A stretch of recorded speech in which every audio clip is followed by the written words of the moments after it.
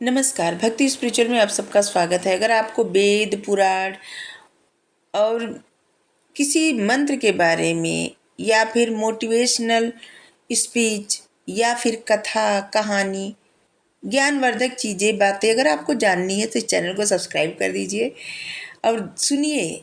आप ज़रूर सुनिए, इस पे बहुत सारा वीडियो पड़ा है, आप सुनिए उसको और ध्यान से सुनिए तो आपको बहुत कुछ नया नया जानने को मिलेगा। आज बात करते हैं वैष्णव धर्म के बारे में। विष्णु भगवान का पहला उल्लेख ऋग्वेद से मिलता है। सबसे पहले ऋग्वेद से मिलता है विष्णु भगवान जी का नाम। लेकिन देव वृंद में इनका स्थान क्या था ना कि कम था पहले, ठीक है। जैसे इनका स्थान मतलब बाद में बताते थे। इस समय विष्णु सूर्य के एक रूप को ही मतलब ऐसे बताया जाता था कि जैसे विष्णु भगवान जी सूर्य का ही एक रूप है। ऋग्वेद में विष्णु जी को उरुगाय, उरुक्रम और गोपा कहा गया है। शतपथ ब्राह्मण में उनको यज्ञ का प्रतिरूप भी कहा गया है। जबकि संगम युग में विष्णु को तिरुमाल या फिर कलल वर्ण कहे गए हैं। कलल वर्ण तिरुमाल, इसीलिए तिरुमाला पर्वत वहां पे। उन्हें पद्मनाभ अर्थात उनकी नाभि से कमल उत्पन्न हुआ था, इसीलिए पद्मनाभ कहा गया। पंचरात्र संप्रदाय विष्णु को अहिर बंधु धन्य भी कहा गया है। अहिर अहिर बुद्ध धन्य, हाँ, इसलिए कहा गया है क्योंकि उन्होंने कृष्ण भगवान जी के रूप में अवतार लिया था। ऐसा कहा जाता है कि विष्णु भगवान जी श्रृंग से बने अथवा अर्थात सींग से बने हुए धनुष का प्रयोग करते हैं। उनके तलवार का नाम नंदक है। विष्णु भगवान जब शेषनाग पर विश्राम करते हैं तो उनको अनंत या फिर अनंत साई विष्णु भी कहा जाता है। उनकी इस रूप को देवगढ़ के दशावतार मंदिर में और बादामी के गुफा संख्या 3 और महाबलीपुरम के शोर मंदिर में मतलब चित्र के माध्यम से ऐसे उकेरा गया है, बताया गया है उनके इस अवतार को, वहां से पता चलता है। सबसे पहले वासुदेव कृष्ण ही भागवत धर्म के एकमात्र देवता थे। जब कृष्ण के साथ विष्णु जुड़े तब उन्हें वैष्णव धर्म कहा गया। अंत में कृष्ण, विष्णु और नारायण, ये तीनों लोगों को नारायणीय धर्म कहा गया। मतलब सबको समझ में आने लगा कि ये कृष्ण भगवान जी के ही सब नाम है या फिर विष्णु भगवान जी के ही सब नाम है, इनके ही स्वरूप है। शतपथ ब्राह्मण में उन्हें परम पुरुष तथा पंचरात्र यज्ञ करने वाला भी बताया गया है। तैत्तिरीय अरण्यक में न केवल नारायण और विष्णु बल्कि उन दोनों को वासुदेव भी, मतलब एक वाक्य में वासुदेव भी कहा गया है उन दोनों लोगों को, और ऐसे बताया गया है कि उनका संबंध वासुदेव जी से था। लेकिन सबसे पहले महाभारत के नारायणीय खंड में विष्णु भगवान के विधिवत विस्तृत रूप को स्थापित किया गया है, बताया गया है। महाभारत में ही उनके स्वरूप एवं महत्व को परिवर्तन, मतलब महाभारत से ही उनके स्वरूप और महत्व का परिवर्तन हुआ था। वासुदेव शब्द का सबसे प्राचीन उल्लेख तैत्तिरीय अरण्यक में हुआ था। छंदोग्य उपनिषद में देवकी नंदन कृष्ण का सबसे पहले मतलब उनका नाम मिलता है और स्कंद गुप्त के भीतरी अभिलेख में देवकी और कृष्ण जी का उल्लेख मिलता है। ये स्कंद गुप्त गुप्त काल के जो शासक थे, और इनका भीतरी अभिलेख में बहुत कुछ, क्योंकि वैष्णव धर्म को बहुत मानते थे और इनके गुप्त काल में ही वैष्णव धर्म बहुत आगे बढ़ा था, मतलब बहुत उत्कर्ष हुआ था। इससे पहले सिर्फ शैव धर्म की मान्यता थी, वैष्णव धर्म की ज़्यादा मान्यता नहीं थी। और इसके बाद फिर आ गया था बौद्ध धर्म, जैन धर्म। लेकिन गुप्त शासक जो थे वैष्णव धर्म को मानते थे, शैव वैष्णव दोनों को मानते थे, लेकिन चरम सीमा पे पहुंचा वैष्णव धर्म गुप्त काल में ही, क्योंकि ये लोग, इनकी मान्यता वैष्णव धर्म पे ज़्यादा थी, आस्था ज़्यादा थी।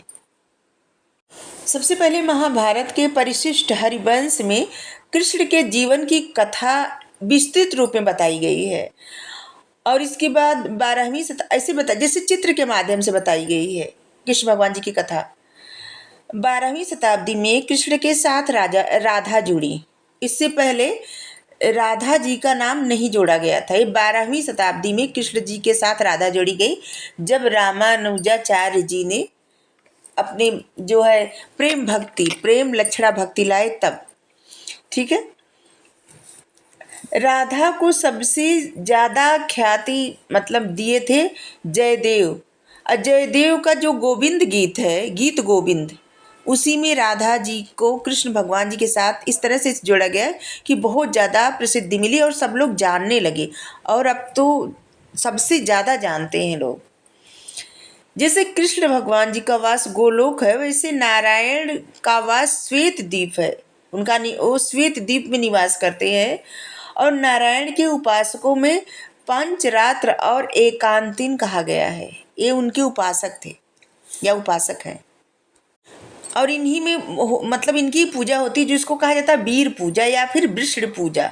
वृषण वंश के 5 वीर ऐसे: वासुदेव देवकी नंदन पुत्र, संकर्षण रोहिणी पुत्र, प्रद्युम्न रुक्मिणी पुत्र, सांब जाम्बवती पुत्र और अनिरुद्ध ये प्रद्युम्न के पुत्र थे। इन पांचों लोग का जो पूजा होती है वीर पूजा, ये इनके वंश की ही पूजा होती है। मतलब कृष्ण जी की वंश की जो पूजा होती है, वृषण वंश 5 वीरों की पूजा होती है। कृष्ण जी के साथ इन लोगों की भी पूजा होती है। ये जो वृष्ट वंश पूजा होती है ना, ये सबसे पहले पता चला था मथुरा के शासक सोडास के समय में। और वहाँ पे मिलता है मोरा अभिलेख, जो कि प्रथम शताब्दी में लिखा गया था। और उससे पता चलता है कि तोसा नामक एक विदेशी महिला जो पंचवृष्ण की वीरों की पूजा की थी, ये विदेशी महिला थी जो पंचवृष्ण वीरों की पूजा की थी। यही पूजा वासुदेव, संकर्षण, प्रद्युम्न, सांब और अनिरुद्ध का एक साथ पूजा करना।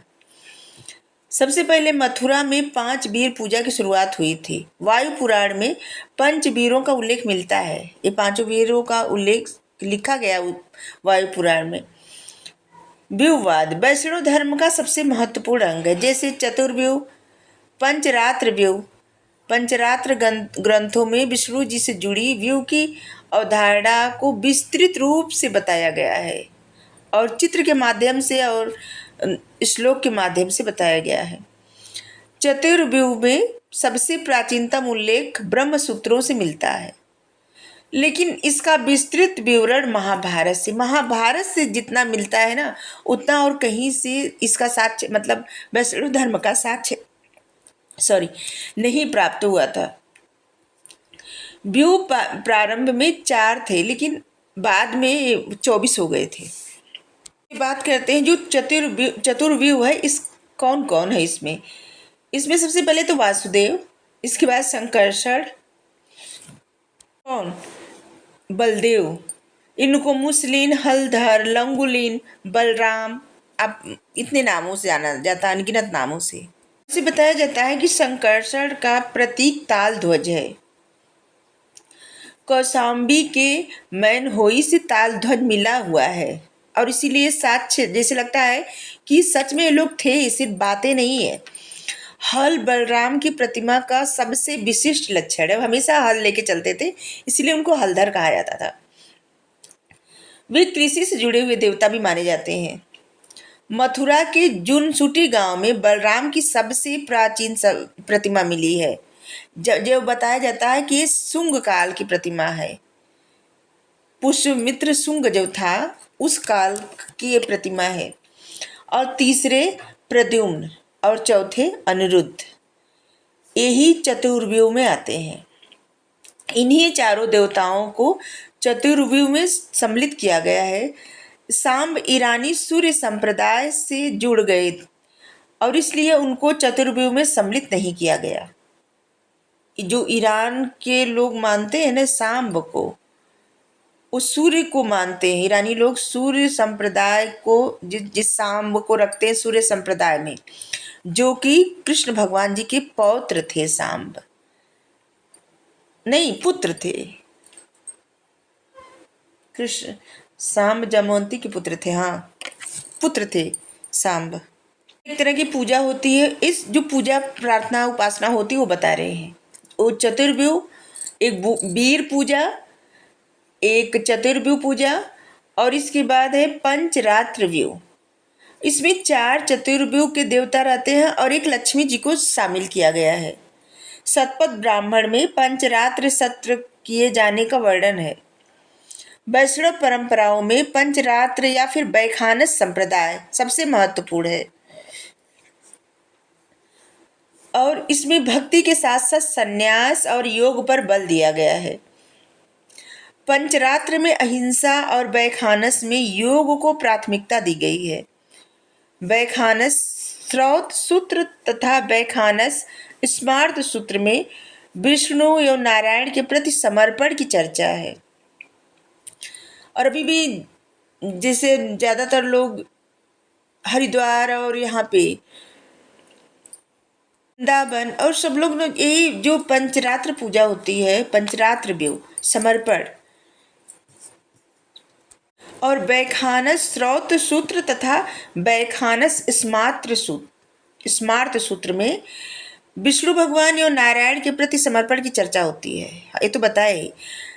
पंचरात्र में पंचकाल क्या है? पैरा, व्यूह, विभव, अंतर्याम एवं अर्चा, ये पूजन विधियां हैं। अहिर्वंदु धन्य संहिता, इसमें पंचरात्र समुदाय का सबसे ज्यादा महत्व, मतलब इसी को पंचरात्र संप्रदाय का सबसे महत्वपूर्ण ग्रंथ माना गया है। और इसमें से बहुत लंबा है, इसलिए अभी इसके बारे में आपको बहुत कुछ बताना है। जैसे विष्णु भगवान जी के कितने अवतार हैं, कौन कौन से अवतार, और भी बहुत सारी चीज़ें हैं, बहुत कुछ तो बाद में बताएंगे आपको। थैंक यू, आज के लिए इतना ही।